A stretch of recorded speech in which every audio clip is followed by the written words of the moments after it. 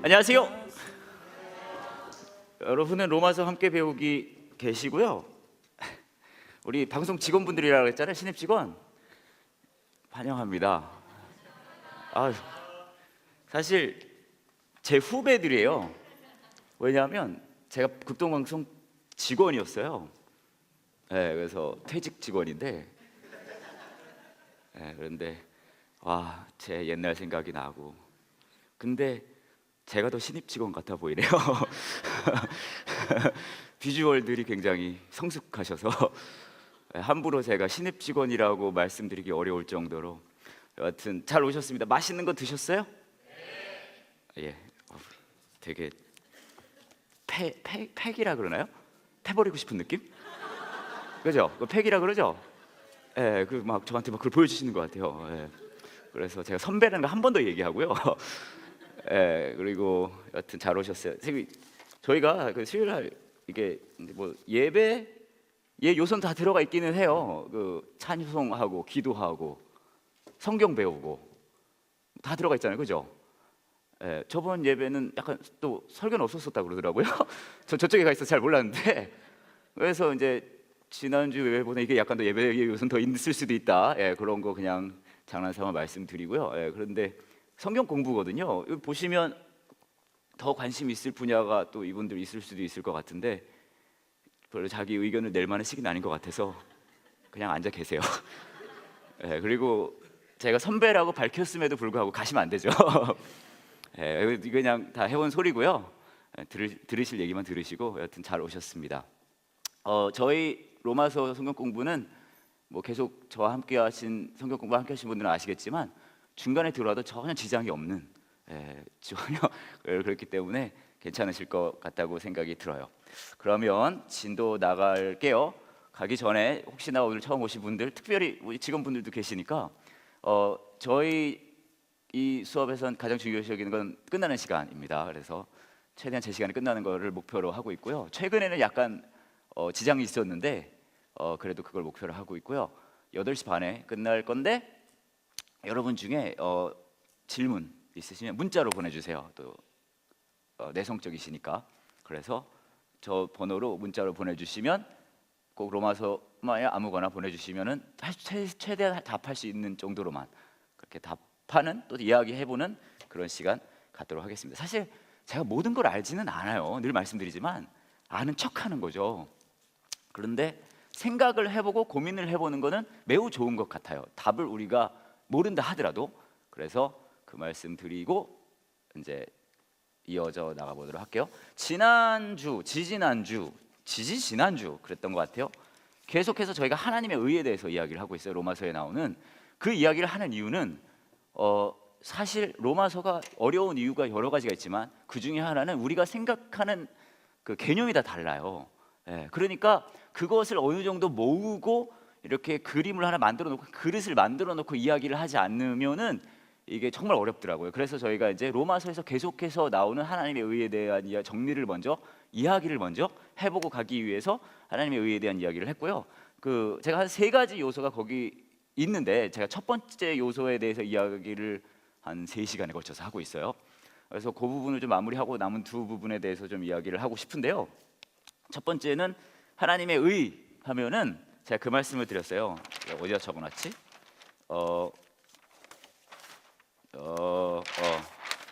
여기쯤. 혹시 주인도 못 알아보는 글씨체입니다. 하나님의 방향성을 인정하는 것이 하나님의 하나님의 의는 하나님의 방향성, 하나님의 방향을 인정하는 거, 그게 이제 의인이 하는 거겠죠. 하나님의 방향성, 그게 의라고 말씀드렸어요. 근데 여기에 문제는 뭐냐면 제가 여러분에게 하나님의 방향성을 우리가 알고 인정하는 것이 의입니다라고 하면 아멘 그러실 수 있어요. 근데 실질적으로는 제가 그 전에도 말씀드렸지만 이 안에도 조금 더 우리 생활에 적용을 한다거나 자세히 보면 어려울 수 있는 요소들이 굉장히 많이 있어요. 그래서 그거에 대한 이야기를 조금 했는데 예를 들어 이제 뭐 이 이야기를 하기 전에 예를 들어 출애굽기 막 그 부분 보면 뭐 여호수아 막 그런 데 보면 하나님이 그런 얘기를 해요. 그 가나안 땅에 들어갈 때 도시를 점령하고 거기 있는 거 다 내버려 두나고 그 막 보존해 주고 이뻐해 주라 그러나요? 싹이 다 없애라 그러나요? 싹이 다 없애라 그래요. 싹 죽이라 그래요. 그렇죠? 거기 애기 있을까요, 없을까요? 아마도 있을 수도 있어요, 그렇죠? 뭐 확실하진 않으니까. 거긴 진짜 어른들만 있을 수도 있어요. 근데 애기도 있을 수 있잖아요, 그렇죠? 많은 분들이 성경을 이야기할 때 하나님이 선한 하나님이라는 것을 반박하는 요소 중에 하나가 거기에 나와요. 어떻게 선한 하나님이란 분이 그런 조그만 애기 있을 수도 있는 그 도시를 싸그리 죽이라 그러냐? 그렇잖아요.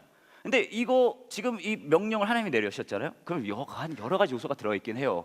거기 보면 그 전의 부분에 그곳에 죄가 뭐 충분히 쌓였다 그런 이야기도 이제 나오기도 하는데, 그냥 보면 우리가 생각하는 의롭다라는 방향성과 하나님이 지금 하시고 싶어 하시는 의로움이라는 것이, 그 방향성이라는 것이 어떤 면에서는 어떻게 할 수 있는 거죠?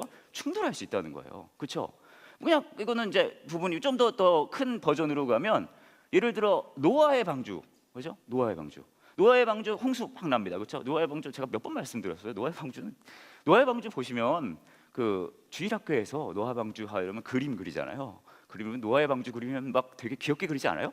막 보면은 다 제가 낙서를 해놔서 막 방주 막 이렇게 그리고 노아 할아버지 막 이렇게 웃고 있고 지팡이 하나 쥐고 있고 코끼리 옆에서 같이 웃고 있고, 그잖아요? 기린 여기서 이렇게 웃고 있고, 그렇죠? 기린 웃고 있고, 그 다음에 여기 호랑이 여기서 막 호랑이도 완전 웃고 있고, 지들은 살았다 이거죠.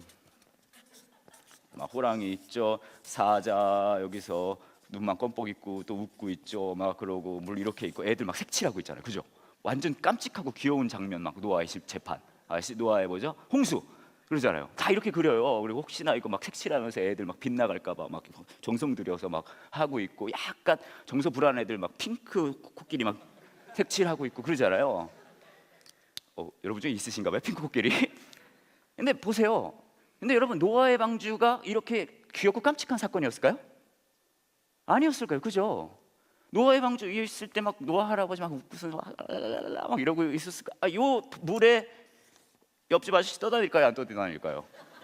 우리 옆집 김씨 아저씨 떠다니 안 떠다녀요? 옆집 김씨 아저씨 떠다닐 거예요, 그잖아요? 예, 김씨 아저씨는 방주에 오르지 못했어요.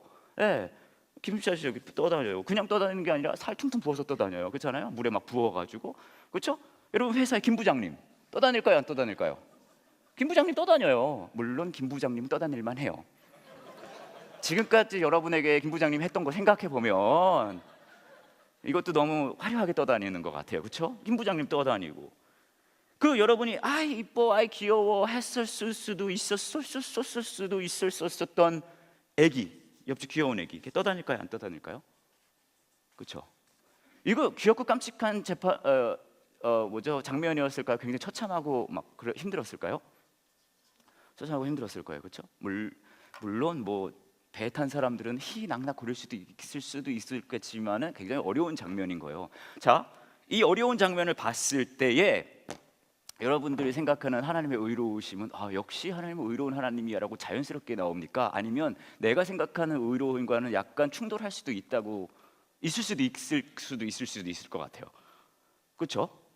그러니까 제가 로마서 하나님의 의로움 그런 거 얘기할 때 아멘 아멘 그러실 수 있어요. 근데 실제로 그게 우리에게 확 다가왔을 때 그게 진짜 우리에게 받아들일 수 있는 그게 될 수 있을까? 그건 다른 이야기란 말이에요. 제가 이 이야기를 들으면서 그 이야기를 드렸어요. 이제 지저분한데, 성경을 봤을 때 하나님과 인간의 관계는 두 가지 경우일 수밖에 없다고 말씀드려요. 제가 또 이걸 딱 했더니 이거는 성경에 나오는 핵심 메시지는 아니에요. 근데 우리가 이해할 수 있는 하나의 도구인 거죠. 그러니까 너무 이거 중점을 두진 마세요. 하지만 이해를 할 수 있는 하나의 저건 될 수 있다는 거예요. 자, 제가 성경을 볼 때는 두 가지 경우밖에 없다고 그랬어요, 그렇죠? 인간이 하나님을 만들었던가, 하나님이 인간을 만들었던가, 두 개밖에 없어요, 그렇죠? 두 개예요, 그렇죠? 뭐 방주가 발견됐네, 골리앗의 DNA가 나왔네, 에덴 동산이 뭐 중동 서쪽에 있네, 많네, 다 많아도 결국 핵심은요 이거 두 개로 갈라져요, 그렇잖아요? 결국 하나님이 인간을 만들었다, 인간이 하나님을 만들었다, 그거예요. 교회 다니는 사람은 뭐 믿을까요? 되도록이면 하나님을 인간을 만들었다 믿어야 해요. 우리가 그렇게 추천드리고 있습니다, 그렇죠? 하지만 교회를 다니지 않는 분들은 뭘 믿을까요? 인간이 하나님을 만들었다요. 그러니까 당연히 인간이 하나님을 만들었기 때문에 이 하나님은 내가 완전 신뢰할 만한 존재는 아닐 수 있다. 왜요? 인간이 하나님을 만들었으니까. 자, 제가 이 말씀을 드리면서 이 얘기 드렸어요. 하나님이 인간을 만들었다면 뭐 굉장히 많은 말씀을 드렸지만 그렇게 얘기를 할게요. 의로움의 기준은 누가 정하는 거예요? 하나님이 정해요? 인간이 정해요?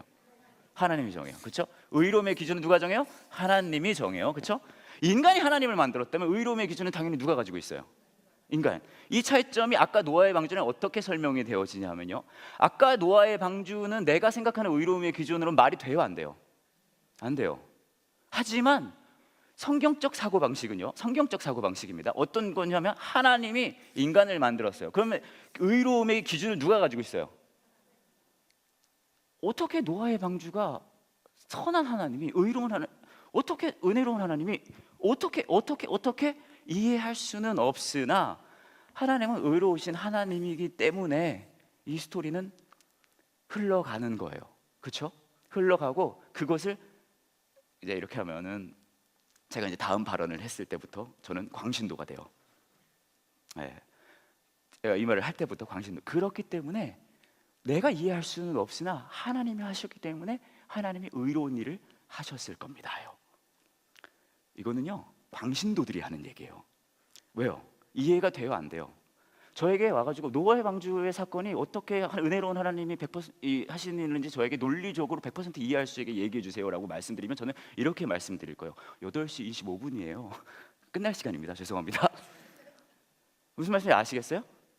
자, 그렇고요. 인간이 하나님을 만들었다는 명제가 참이라면 아까 그 노아의 방주는 말이 될 수 없어요. 왜요?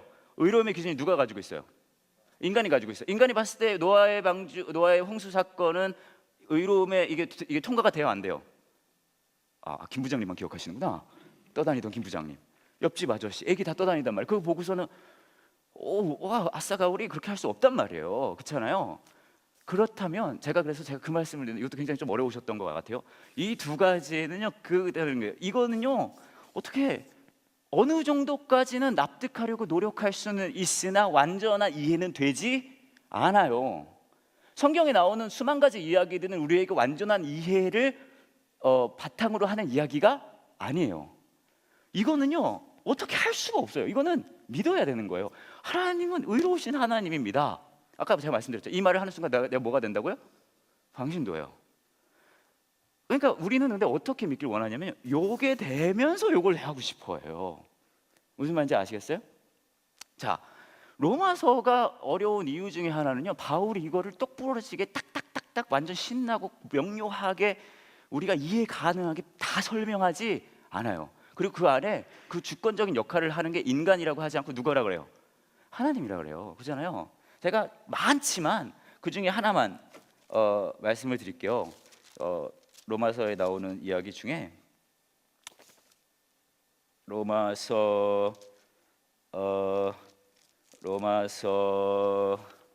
제가 적어놨는데 여기 있다. 로마서 9장이요. 로마서 9장 혹시 성경 있으시면 보셔도 되고요. 9장에 나오는 이야기인데요. 하나님이 주권으로 이스라엘을 선택하셨다는 얘기가 여기 나와요. 그러면 이제 우리는 이해하고 싶어요. 그럼 어떻게 되는 거지? 이스라엘 사람들 구원을 받아 마라. 그럼 지금 일어나는 막 이런 테러, 그거 어떻게 내가 이해해야 돼? 그러면은 하나님이 나중에 뭘 어떻게 하신 건가? 벌써 예언하신 게 일어났던 건가? 막 우리는 궁금증들이 많아요. 그렇잖아요. 그리고 그것에 대해 답을 주겠다고 하시는 분들도 몇 분 계실 수 있어요. 그런데 바울이 거기에 대해서 이런저런 얘기를 막 하면서 에서 얘기하고 야곱 얘기하고 막 그런 얘기 쫙 해요. 리브가가 어쩌고 막 그런 얘기를 하다가 제가 말씀드리고 싶은 건 그걸 다 디테일하게 말씀드리려는 건 아니고요. 14절에 이렇게 얘기를 하고 있어요. 그렇다면 우리가 무엇이라고 말할 수 있겠습니까? 하나님이 공정하지 못하시다고 말할 수 있겠습니까? 그럴 수 없습니다. 하나님께서 모세에게 내가 자비를 베풀고자 하는 사람에게 자비를 베풀고 불쌍히 여기고자 하는 사람을 불쌍히 여기겠다라고 말씀하셨습니다. 그러고 얘기했어요. 그러므로 모든 것이 사람의 요구나 노력에 달려있는 것이라 아니라 하나님의 자비에 달려있는 것입니다. 이런 이유로 하나님께서는 파라오에게 내가 너를 왕으로 세운 것은 너를 통해 내 능력을 나타내고 내 이름을 온 땅에 두루 전하기 위함이다 라고 말씀하셨던 것입니다. 자, 이때가 출애굽할 때 바로에 대한 이야기잖아요. 지금 뭐라고 얘기하는 거예요? 하나님이 내가 너를 왕으로 세운 것은 바로에게 너를 통해 내 능력을 나타내고 내 이름을 온 땅에 두루 전하기 위함이다 라고 얘기했단 말이에요. 이 말씀을 보시면 여러분 막 은혜 되세요? 저는 너무 믿음이 없어서 그런지 몰라도 이런 거 보면 전 바로가 불쌍해요. 우리 바로 불쌍하지 않아요? 뭐 결국 뭐야, 하나님한테 이용당한 거야? 그런 생각 들지 않으세요? 아, 저만 그렇군요. 믿음이 약해서 그렇습니다. 그런 생각 들 수 있잖아요. 예? 그 계속 얘기해요. 바울의 어떻게 이걸 풀어나가는지 한번 보세요. 그러므로 하나님께서는 그분의 뜻대로 어떤 사람에게 자비를 베푸시고 또 어떤 사람에게 완고하게 만드십니다. 오, 이거 너무 강력하지 않아요? 그죠? 누구 마음대로 해요? 하나님 마음대로 해요. 그죠? 하나님 마음대로 해요. 그러면 여러분 중에 또 바울이 또 착해요. 보면 또 설명을 좀 해주려고 그래요. 바울이 그러면 여러분 중에 나에게 이렇게 말할 사람이 있을지 모르겠어요. 그런데 왜 하나님께서 우리가 잘못했다고 우리를 책망하시는가? 하나님의 뜻을 거스릴 사람이 누가 있단 말인가? 어차피 하나님 마음대로 다 하는데 어떻게 나한테 잘못을 그렇게 하고 있습니까? 막 그런 얘기 하는 거예요. 그러자 바울이 이렇게 얘기합니다. 여기가 제가 말씀드리고 싶은 부분인데, 그러나 사람이 무엇이기에 감히 하나님께 말대꾸한다는 말입니까? 토기 그릇이요. 제가 이제 그 뭐죠? 사랑과 영혼에 나오는 그런 거 있잖아요. Oh my love, my darling. 그 토기예요. 그 토기. 주물림을 당하는 그 친구. 그러나 사람이 무엇이기에 감히 하나님께 말대꾸하나? 토기 그릇이 자기를 만든 사람에게 나를 왜 이렇게 만들었어? 라고 말할 수 있습니까? 토기 그릇을 만드는 사람이 똑같은 진흙으로 귀하게 사용할 그릇과 천하게 사용할 그릇을 만들 권한이 없단 말입니까? 뭔 말인지 아시겠어요? 네, 토기 그릇 주제 어디 그 얘기예요, 그죠?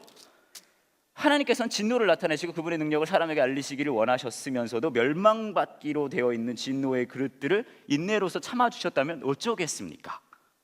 이 말은 무슨 말이냐면요, 너는 굉장히 제한이 있는 토기다. 근데 네가 가면 어떻게 해? 만드는 이한테 뭐라고 할 수 있냐? 그런데 만든 이의 성품을 보라는 거예요. 그렇죠? 그 만든 이가 그렇게 참아줬다면 어떡하겠습니까? 또한 하나님께서 그렇게 하실 것이 영광에 들어가도록 미리 준비하신 자비 그릇들에게 그분의 풍성한 영광을 알기 위해서면 어쩌겠습니까? 뭐 이런 얘기가 이제 쭉 나오는 거예요. 자, 뭐 핵심은 앞에 이제 이스라엘의 어떻게 뭐 구원을 선택을 받았네, 많이 뭐 그런 얘기 하다가 결국 하는 얘기가 뭐예요? 누구 마음이다? 하나님 마음이다. 그러니까 제가 말씀드리고 싶은 건 뭐냐면, 로마서 전체의 하나님의 의를 이해할 때는요, 내가 납득할 수 있는 방법으로 하나님께서 모든 것을 잘 보여주, 내가 그걸 분명히 볼 수 있다는 것을 기대하시면 안 된다는 거예요. 그거를 전제적으로 이렇게 깔고 아예 안 보여주는 게 아닙니다. 보여주는데 100% 납득은 이루어질 수 없다는, 결국은 여기에 부딪힐 수밖에 없다는 이야기예요. 무슨 말인지 아시겠죠? 근데 의는 뭐라 그랬어요? 하나님의 방향성을 인정하는 거잖아요. 이런 부딪힘이 생길 때 하나님의 방향성을 인정하고 싶을까요? 인정하고 싶지 않을까요? 이걸 제가 여러분 삶에 그대로 적용해보면, 우리 신입사원분들 왔으니까 좀 얘기를 해드릴게요. 여러분 직장에서 막 성실히 일하고 막 최선을 다하고 그러면 윗사람들이 다 알아줄까요? 다 아시는구나. 그렇지 않을 수, 물론 저 극동방송 믿음의 방송이기 때문에 다 그런 일들이 선하게 일어나요. 지금 녹화 중이거든요. 제 공식 입장입니다. 그래서 방송 관계자 여러분들, 제 말씀을 좀 오해하지 않게 들어주셨으면 좋겠다는 거 제가 분명히 말씀드리고요. 그런데 생각해 보세요. 여기 있는 분들이 다 공평하게 진급하고 할까요? 아니요. 잘 보면은요, 일도 되게 안 하고 막 이렇게 일하는 사람이 먼저 진급할 수 있어요. 그럼 이거 둘 중에 하나요. 하나님이 살아계시지 않던가, 그죠? 어디서 하나님 죽었어요 벌써. 아니면 하나님은 살아계시되 공정하지 않는 하나님이거나, 그잖아요. 그런 일들이 여러분 삶 속에도 있지 않아요? 그죠? 여러분 옆집 사는 그 또리 엄마네 아들 또리가 더 애가 착해요? 아니면 여러분 자녀가 더 착해요? 또리가 공부는 더 잘할지 몰라도 착한 건 여러분 자녀가 더 착하잖아요. 또리 걔 보면 친구가 없어요, 그잖아요. 근데 누가 더 공부 잘해요? 또리가 더 잘해요. 그죠? 또리 누군지 모르지만 또리가 더 잘해요. 누가 더 좋은 대학 갈까요? 또리예요? 여러분 자녀예요? 이를 악물고 말할 수밖에 없어요. 또리가 좋은 대학 갈 수밖에 없어요. 역시 마찬가지예요. 뭐예요? 하나님은 예전부터 안 계시거나 혹은 공평하지 않는 하나님이거나, 그렇잖아요. 우리 애가 또리한테 뒤지는 게 뭐가 있어서? 공부만 좀 안 하는 거 빼고, 그렇잖아요. 그렇죠? 애가 좀 집중력이 없어서 그렇지 애는 착하다고, 우리 애. 그렇잖아요. 또리는 너무 애가 좀 냉정하고 보면. 근데 보세요, 제가 말씀드리고 싶은 거는요, 이런 일, 하나님의 방향성을 따라가, 이런 일들이 우리 삶 속에 일어날 수 있단 말이에요. 근데 제가 얘기하고 싶은 건 뭐냐면요, 거슬러 올라가서 결국 우리에게는요, 믿음이라고 얘기하는, 이거 조금만 더 얘기하면은 더 부드럽게 풀어 얘기하면 결국 뭔지 아세요? 신뢰라고 하는 거예요. 누가 저한테 그 말씀 질문을 하셨어요. 아니 명제가 이거 두 개밖에 없으면 우리는 너무 좀 각박한 세상을 사는 거 아닙니까? 성경이 이야기하는 게 이겁니까? 성경이 이야기하는 건 이거 아니에요. 제가 말씀드렸지만 제가 이야기하고 싶은 건 이것이 하나의 이해의 툴이 될 수 있다고 말씀드렸잖아요. 믿음이라는 것은 이 명제랑 하나를, 이것도 결국은 하나의 믿음이거든요. 왜냐하면 인간이 하나님을 만들었다는 것을 완전히 이해할 수 있을 것 같아요? 아니에요. 인간이 얼마나 유한한 존재인데요. 아마 제가 100년, 200년, 5000년을 살아도 절대자가 존재했다는 것을 제가 이해로서 논리적으로 증명한다는 것은 매우 어려운 일이에요. 그렇잖아요. 근데 여기서 약간 한 단계 더 나가서, 이건 약간 말장난이긴 한데, 이것이 아니라 하나님이 인간을 만들었다는 거지 하고 여기서 성경 하나 더 나가요. 어떻게 더 나가냐면 이 하나님이 선한 하나님이라는 거예요. 그냥 인간이 하나님을 만들었다는 명제만으로는 우리에겐 소망이 있을 수 없어요. 그냥 하나님 그냥 자기 마음대로 하는 하나님이구나, 끝인 거예요. 그렇잖아요.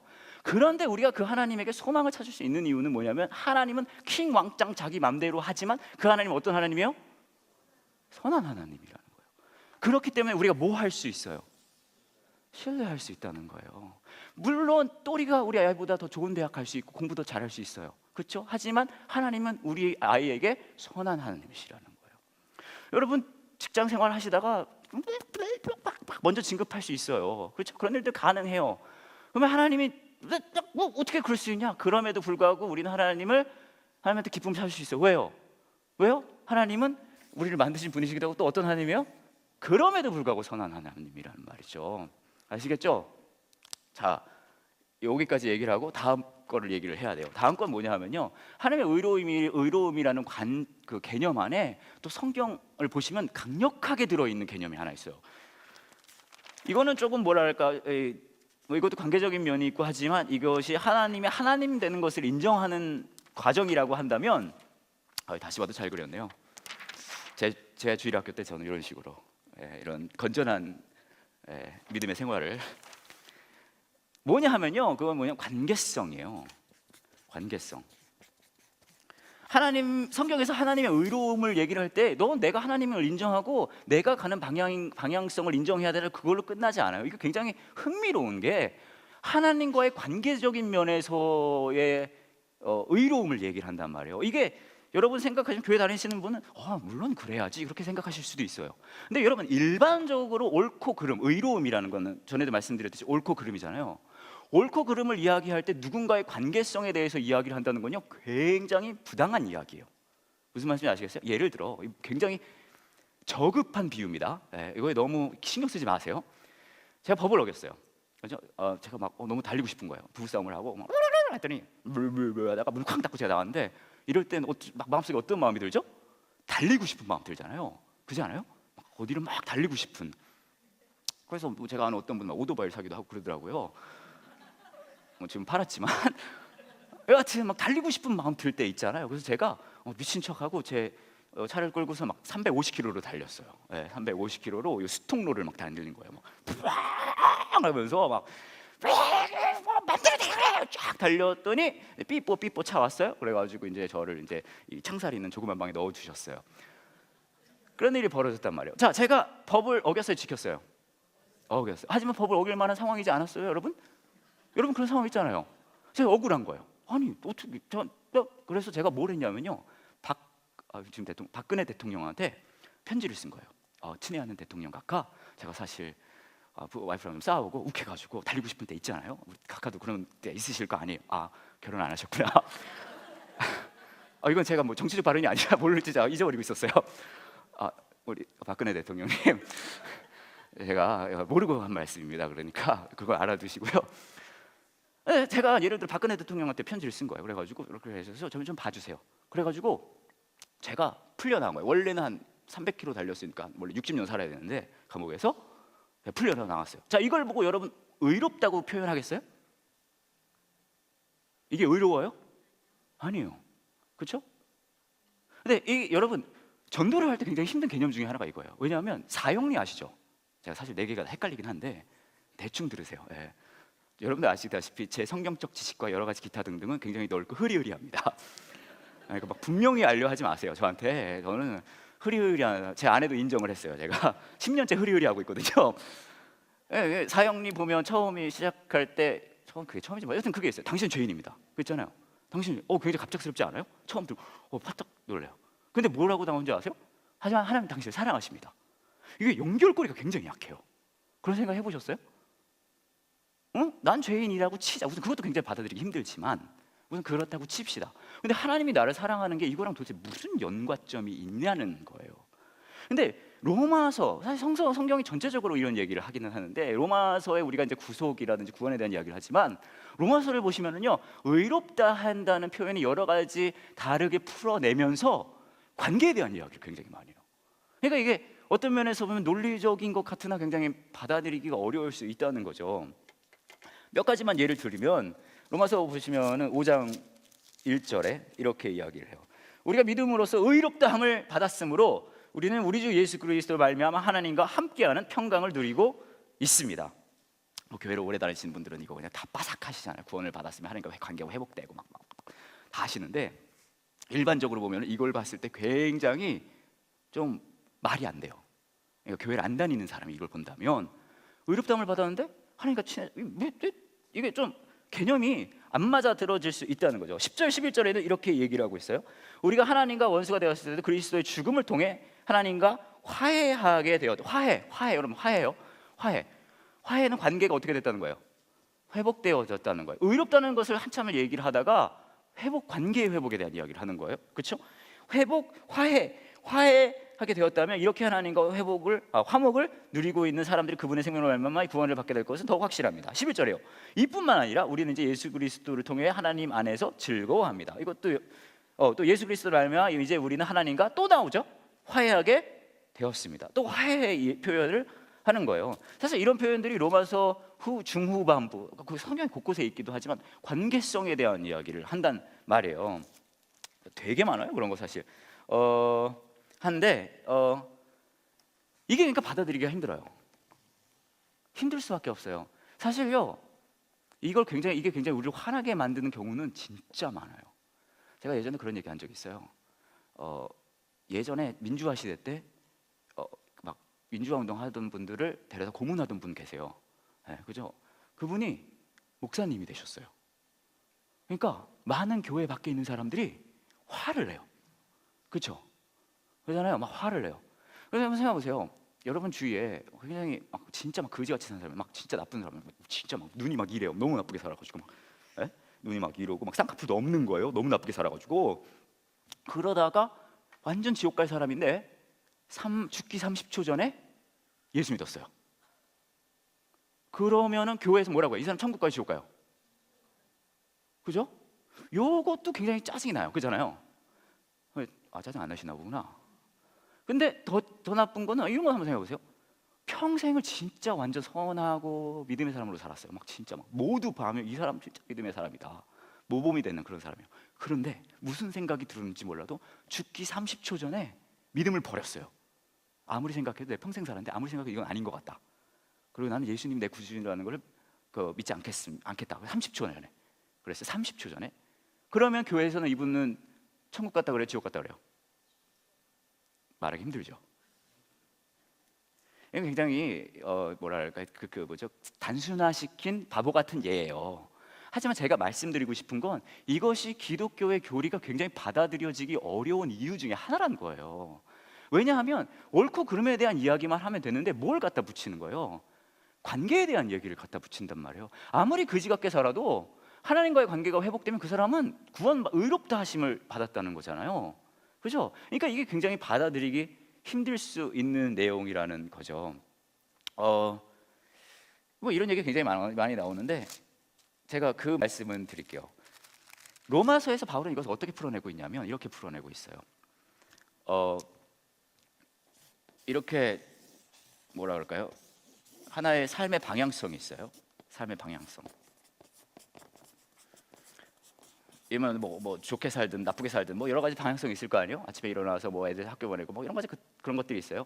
근데 성경에서 말하는 삶의 방향성은 무엇에 근거하고 있다고 이야기를 하냐면요, 그것이 주체를 두는 하나의 대상에 근거를 두고 있다고 해요. 이것을 그래서 삶에서 우리가 뭐라고 표현하냐면요, 이거를 뭐라고 하냐면 이것을 어떤 식으로는 예배한다고 표현하고요. 어떤 때는 이것을 사랑한다고 표현합니다. 자, 십계명의 첫 번째 계명이 뭐죠? 십계명의 첫 번째 계명은 나 이외에 다른 신을 섬기지 마라. 그렇죠? 나 이외에 다른 신을 순간 헷갈렸어요.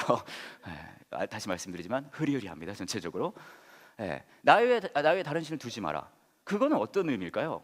제가 이거 지난 학기에도 설명드렸고 지지난 학기에도 늘 설명드렸어요.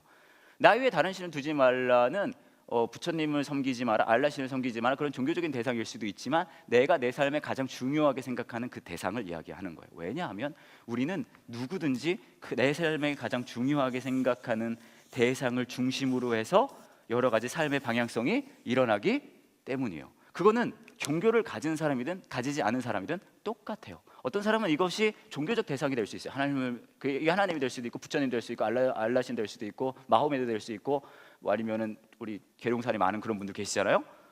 예수님이 한 32분 계시다 그러더라고요, 전국에. 그분들은 종교적 대상이 될 수도 있는데 어떤 사람들에게는 이게 뭐가 될 수 있냐? 명예 될 수 있어요. 어떤 사람에게는 성공, 어떤 사람에게는 다른 사람에게 인정받는 것, 수만 가지 이게 될 수 있어요.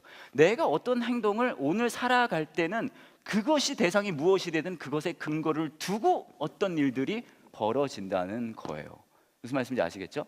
죄는 그렇기 때문에 뭐냐? 성경에서 말하는 죄는 뭘 하지 마라, 뭐 하지 마라 굉장히 많은데 하나님이 아닌 다른 대상이 이 자리에 들어가는 것을 성경에서는 죄라고 해요. 그렇죠? 그러니까 예수님한테 어떤 사람이 와서 얘기를 합니다. 가장 큰 계명이 무엇입니까? 여기 뭐라 그래요, 예수님이? 하나님을 이걸 다해 사랑하고 저걸 다해 사랑하고 이거저거 다해 사랑하라 그래요. 뭐예요? 이 얘기를 하는 거예요. 그잖아요. 자, 로마서에서 바울은 이것을 어떻게 풀어내냐 하면요, 이것을 하나의 관계성이라고 표현을 해요. 그래서 여러 부분에서 어떻게 이야기를 하냐면 굉장히 재밌는 표현들이 많은데 예를 들어 6장을 한번 볼게요. 6장 보시면 굉장히 뭐 내용이 많지만 이렇게 그냥 전체적으로 제가 한번 읽어드릴게요. 그러면 우리가 무슨 말을 더하겠습니까? 은혜를 더하게 하려고 계속 죄를 지어야겠습니까? 절대로 그럴 수 없습니다. 죄에 대하여 죽은 우리가 어떻게 죄 가운데서 살 수 있겠습니까? 여러분, 우리가 예수 그리스도 예수와 연합하는 세례를 받았을 때 그분의 죽음과 연합하는 세례를 받았다는 사실 알지 못합니까? 그러므로 우리가 죽음에 이른 세례를 받음으로 그리스도와 함께 묻힌 것은 그리스도께서 하나님의 영광으로 죽은 자들 가운데 살아나신 우리 새 생명 가운데 살기 위함입니다. 우리가 그리스도와 연합하여 그분의 죽음에 참여했다면 그분의 연합하여 우리 부활에도 참여할 것이 확실합니다. 우리는 우리의 옛사람이 그리스도와 함께 십자가에 못 박혀 죄의 몸이 무력하게 되었으므로 우리가 더 이상 죄의 노예가 되지 않는다는 것을 압니다. 그렇죠? 그것은 죽은 사람은 죄의 세력에 해방되었기 때문입니다. 우리가 그리스도와 함께 죽었다면 또한 그리스도와 함께 살아날 것도 믿습니다. 이 다음 이야기를 하기 전에 지금 뭐라고 얘기를 하고 있어요? 내가 죽을 때 뭐에서 죽었다는 거예요? 죄의 뭐라고 얘기를 하죠? 십자가에 못 박혀 죽은 사람 죄의 세력에서 해방, 죄의 노예가 되지 않는다는 것을 압니다. 그렇죠? 죄의 노예가 되지 않는다는 것을 말합니다. 죄의 노예라는 건요, 죄의 노예는요, 다시 말하면은요, 뭐 죄의 이제 뭐죠? 이걸 뭐라고 표현하죠? 포제시브, 소유격이잖아요. 소유격이기도 하지만 이 의라는 표현은 이 소유격이지만 또 뭐라 하면 관계를 의미해요. 관계. 예를 들어 저는 남편이에요. 그렇죠? 남편. 근데 제 아내에게 제가 의미가 되는 이유는 그냥 남편이 아니에요. 어떤 남편인 줄 아세요? 앞에 중요한 글자가 하나 붙어요. 뭐예요? 내 남편. 그렇죠? 내 남편일 때 저는 제 아내에게 의미를 물론 그렇게 받아들이고 싶지 않을 때는 있을 수 있어요. 하지만 기본적으로 제가 오늘 이게 끝나고 저희 집에 다시 돌아가서 거기서 잠을 잘 수 있는 이유는 그냥 남편이 아니라 앞에 그 글자가 붙기 때문이에요. 그렇죠? 제 아내도 마찬가지예요. 아내예요. 그렇죠? 근데 저한테 그 아내가 의미를 가지려면 앞에 한 글자가 붙어요. 똑같은 뭐예요? 내 아내인 거예요. 그 글자가 붙기 때문에 제가 오늘 밤 끝나서 밤에 저희 집에 가서 그 집에서 잘 수 있는 거예요. 내 아내가 아니라 여러분, 똑같은 아내인데 남 아내라고 쳐봐요.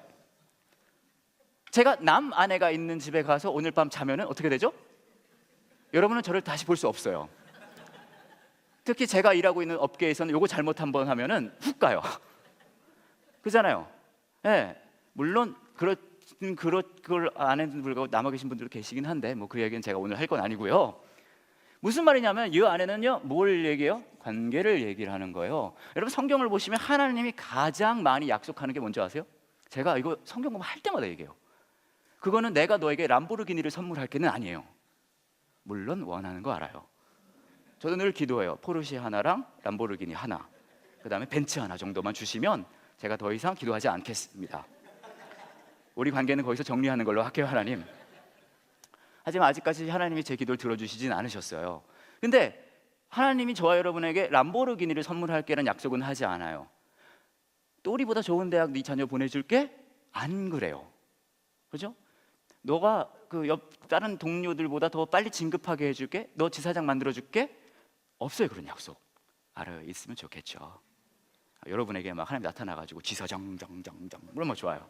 예? 간부이사 사사 얼마나 좋아요. 근데 간부이사는 잘 안 하시고 포장이사 사사 그런 건 가끔 하세요.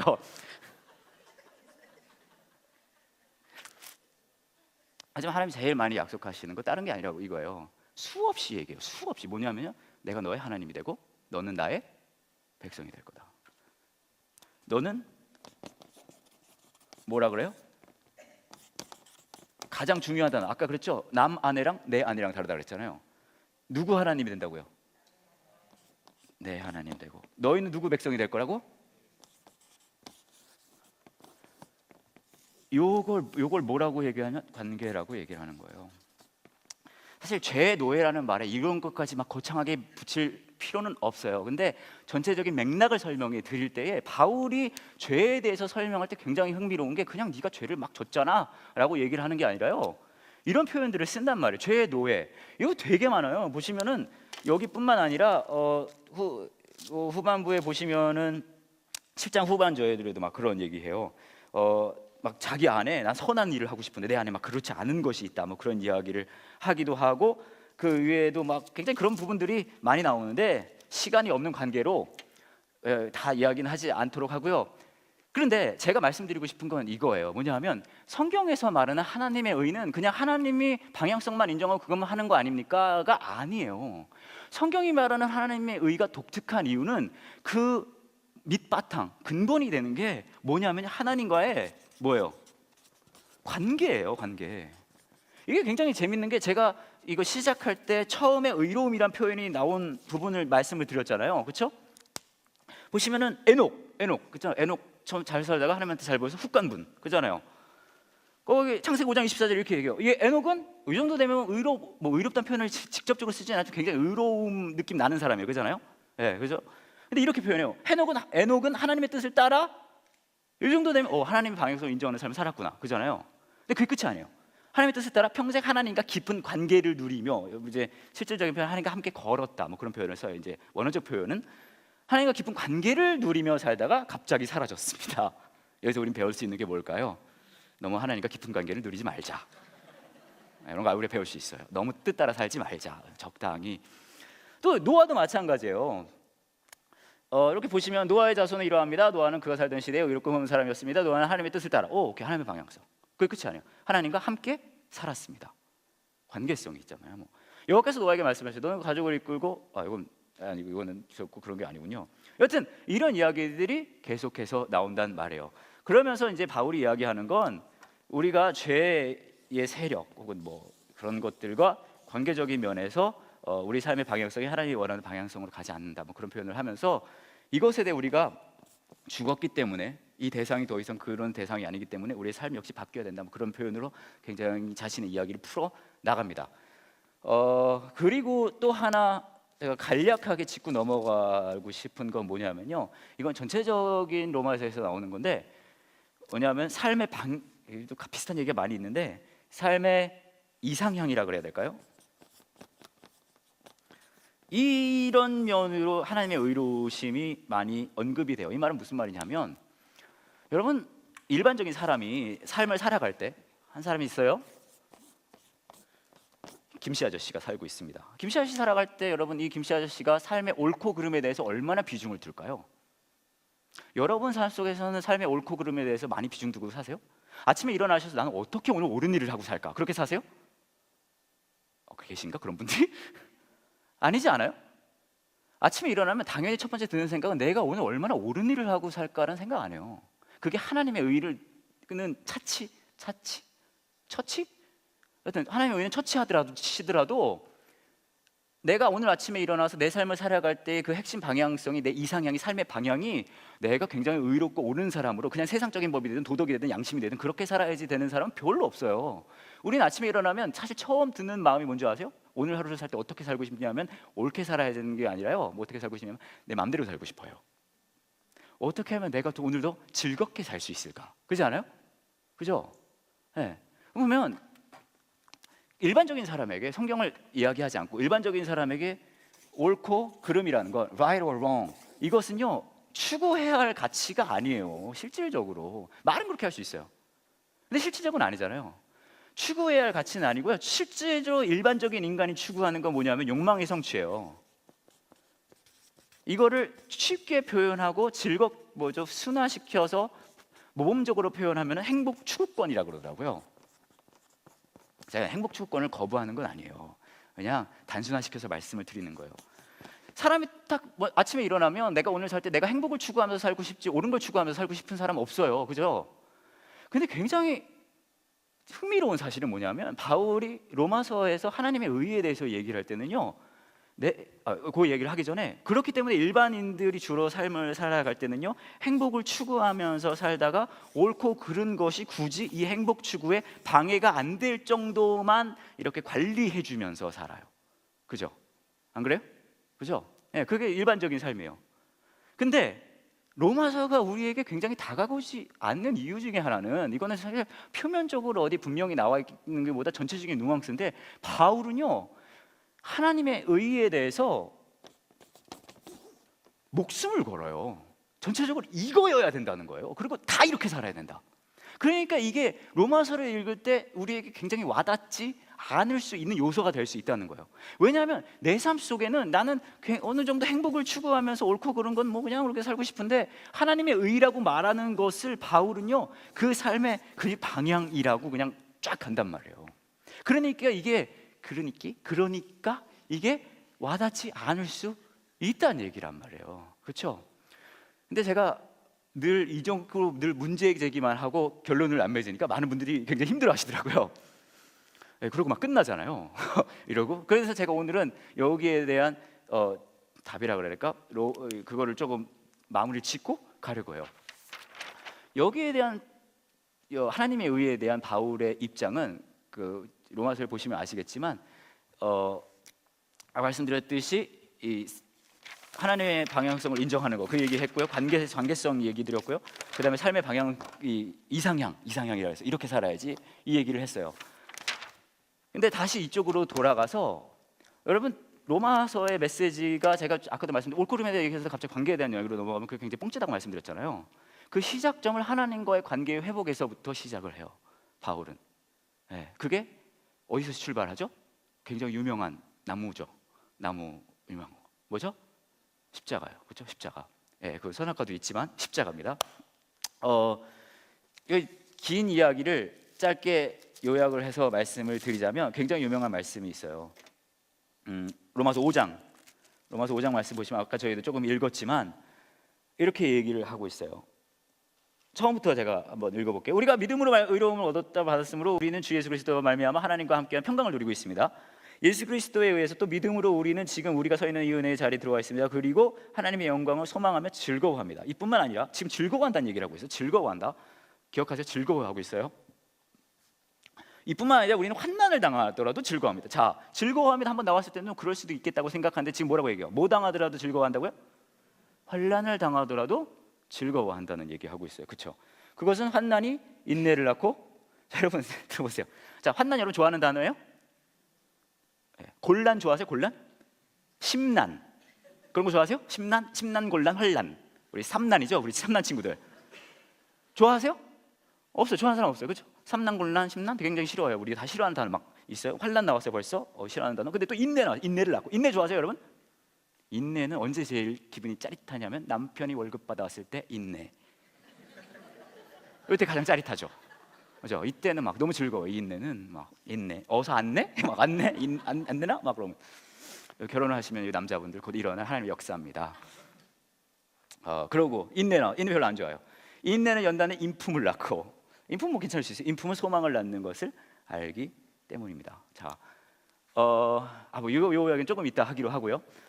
알기 때문에 이성은 절대로 우리 기대를 바라지 우리는 하나님께 우리에게 주신 성령을 통해 우리 마음에 하나님의 사랑을 보여주시기 때문입니다. 그러니까 막 이런 얘기를 하는 거예요. 이런 어떤 면에서 보면 이게 삶의 방향, 이상향이 실질적으로 우리가 생각하는 이상향과는 달라요, 같아요? 달라요, 그렇죠? 우리는 이거는 여러분 믿지 않는 사람들만의 이야기가 아니라 우리의 이야기이기도 해요. 그렇지 않아요? 여러분 아침에 일어나서 오늘도 하나님의 의를 지키며 살아야지, 그런 분들 계세요 여기? 알아요, 다 그런 거.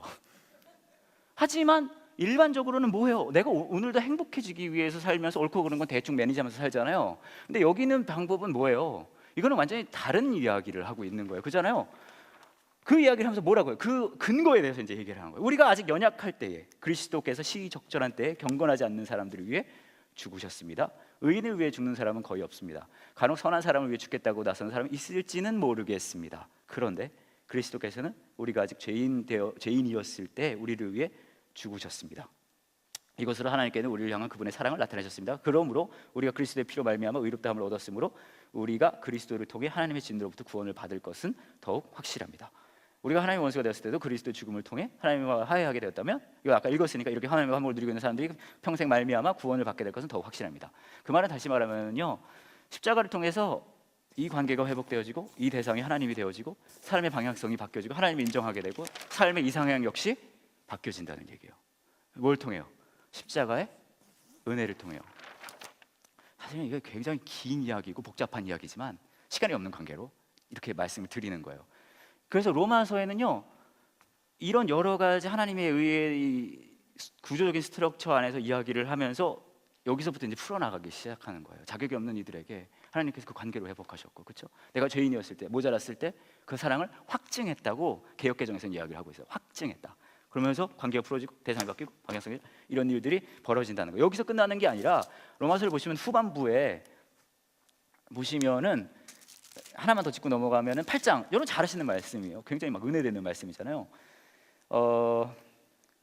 이게 되게 재밌는 게 28절 짚고 넘어갈게요. 우리는 하나님께서 모든 일을 하나님을 사랑하는 사람, 즉 하나님의 목적을 위해 부름을 입은 이들의 선을 위하여 하신다는 것을 알고 있습니다. 이거 쉬운 성경에 이렇게 나와 있지만 여러분들 굉장히 잘 암송하시는 말씀이에요. 그렇죠? 모든 것이 연합하여 선을 이룬다는 그 말씀이에요. 여러분 모든 것이 연합하여 선을 이룬다는 거, 여러분 굉장히 은혜 받고 좋아하시는 말씀이지만 이것만큼 잔인한 말씀이 없어요.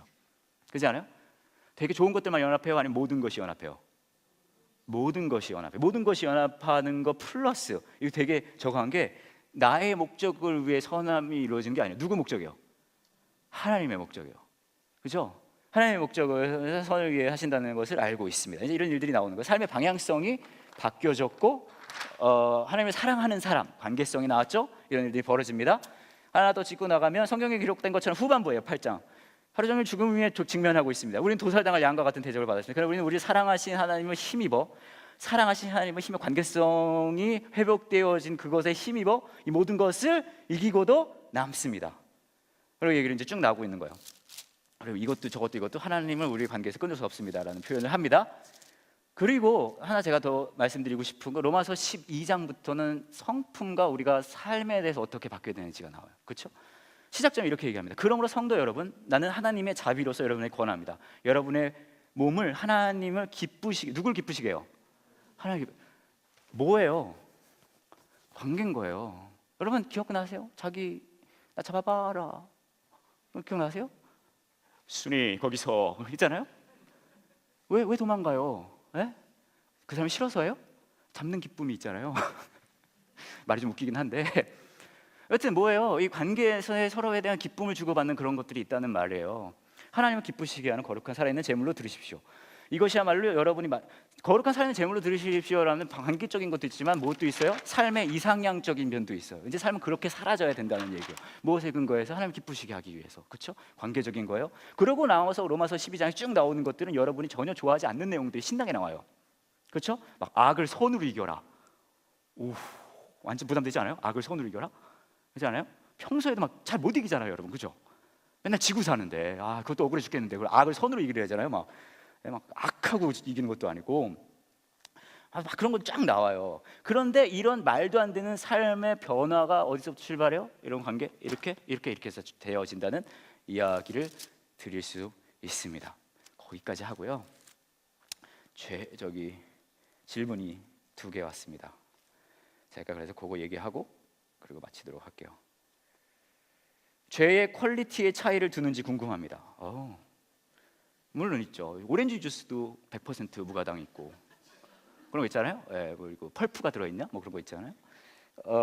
자기의 쾌락을 위해 도둑질하는 사람과 가족의 굶어 죽기 때문에 하는 도둑질은 인간의 눈으로 차이가 많아 보이는데요. 성경은 이 차이를 어떻게 보는지요? 좋은 질문이에요. 전에도 말씀드렸듯이 어디 써놨나? 하나님이 가장 예수님한테 누군가 와서 물어봤어요. 뭐가 가장 큰 계명입니까? 그러니까 뭐라고 얘기했어요? 예수님이 하나님을 최고로 사랑해라. 그 얘기했잖아요. 그거의 근거예요. 죄의 퀄리티를 나눌 수 있습니까? 여러 가지 기준이 있을 수 있는데 제가 흐리흐리하게 말씀을 드릴게요. 저는 그 기준 자체가 뭐 여러 가지 기준이 있겠지만 어떤 면에서 보면 이 기준에서 가장 성경적인 것은 중요하다고 생각해요. 이것에 가장 먼 죄가 있을 수 있고 어쩌면 이것에 가까운 그런 것도 있을 수 있잖아요. 그렇죠? 제가 여기서 지금 여러분에게 물론 가족들이 굶어 죽을 때 도둑질하는 것은 괜찮지 않나요? 라고 공식적으로 말씀을 드릴 수는 없어요. 그렇죠? 왜냐하면 녹화 중이거든요. 인터넷에 올라가요. 하지만 모든 그 죄가 어떤 모습이든 간에 이것에 근거할 수는 있는 것 같아요. 내가 욕망에 이걸 사로잡은 그 대상이 나의 욕망입니까? 하나님입니까? 거기서부터 출발하는 거죠. 굉장히 좋은 질문에 바보 같은 답이었습니다. 그렇게 말씀드리고요. 천이 쓰임 받기 위해 만들어진 그릇이 귀 쓰임 받을 수 있나요? 좋은 질문이에요. 이거는 2가지 정도 이야기할 수 있을 것 같은데 전에 한 분이 그런 질문하셨어요. 하나님은 인간들에게 모두 공평하신 하나님입니까? 그 질문 기억나세요? 하나님은 공평하신 하나님 같아요? 우리에게 모두? 아닌 것 같죠? 몇 분이 막 세차게 흔드시는데 아니, 또리 그렇잖아요. 우리 김 부장님 온갖 몹쓸 짓하고 잘 나갈 수 있잖아요. 그렇죠? 근데 제가 그 답을 드렸어요. 뭐냐 하면 우리가 살고 있는 곳이 이 세상이라면 우리가 여기 있어요. 내가 볼 수 있는 거는 한계가 있을까요? 있지 않을까요? 그렇죠? 내가 볼 수 있는 건 한계가 있어요. 그렇죠? 내가 볼 수 있는 것은 한계가 있는 것을 우선 인지해 뒀을 때 내 시선에서 공평한 일만 일어납니까? 불공평한 일이 일어납니까? 불공평한 일 일어날 수 있어요. 그렇죠? 아니 하나님 뭐 하나 몰라요. 저기 번개 하나 딱 내려주시면은 세상이 정말로 훨씬 아름다운 세상이 될 텐데 할 수 있잖아요. 그렇죠? 그런 일이 일을 수. 근데 하나님 번개 내려줘요, 안 내려줘요? 번개 다운로드 안 돼요. 그렇죠? 네, 안 돼요. 그런데 제가 그때는 그 답을 드렸어요. 여기서 보는 시선과 여기서 우리가 공평함을 논하는 것이 진짜 공정한 일인가? 그렇죠? 어쩌면 진짜 공정함이라는 것을 얘기를 하려면 이 아닌 밖에서 봐야 되는 거 아니에요? 이 세상에 어떤 누구도 완전히 객관적이 될 수는 없기 때문에 그래요. 그렇죠? 마찬가지예요. 여기 제가 2가지 말씀드렸는데 하나는 천한 그릇이 귀 있을 수 있겠습니까? 천하고 귀하고의 기준은 누가 내리는 것입니까? 그렇잖아요. 그렇죠? 그러니까 그것에 대해 내가 봤을 땐 굉장히 내가 천한 그릇이라고 보일 수는 있으나 하나님이 봤을 때 아닐 수도 있을 수도 그럴 수도 있을 수 있다는 거죠. 그게 무슨 말인지 아시겠죠? 또 하나 여기 하나 들어있는 건 뭐냐 하면 주어진 조건과 다르게 하나님께서 일하실 수 있습니까도 들어가 있는 것 같아요. 그거는 전 yes and no라고 말씀드릴 수 있어요. 제가 어디든 청소년 집회를 가면 그 얘기를 해요. 너희들이 모두 서울에 있는 대학을 가지 못한다. 어머 애들 되게 좋아요. 막 복음이에요, 복음. 하지만 다신 절 부르지 않아요, 그 교회에서. 근데 이 말은 제가 말씀을 드릴 수 있어요. 제가 어디를 가도 너희는 전부 명문대 가지 못해. 너희들이 여기서 너희가 모두 반기문 총장이 될 수 없어. 그 얘기를 하거든요. 그런 반기문도 안 되고 풀기문도 안 돼. 그냥 하지만 저는 그 얘기는 해요. 하지만 네가 있는 곳이 어디든지 간에 하나님의 계획대로 하나님이 선하게 쓸 거야. 무슨 말인지 아시겠죠? 그렇기 때문에 하나님은 우리의 조건을 넘어서서 일하시는 분이시긴 해요. 예스예요. 근데 노일 수 있어요. 그럼 왜 뭔지 아세요? 저와 여러분의 시선으로 판단하는 것과는 다를 수 있다는 얘기예요. 무슨 말인지 아시겠죠? 역시 좋은 질문에 별로 불량스러운 답이었는데요. 오늘은 여기까지 하고요. 잠깐 이 시간 같이 기도할게요.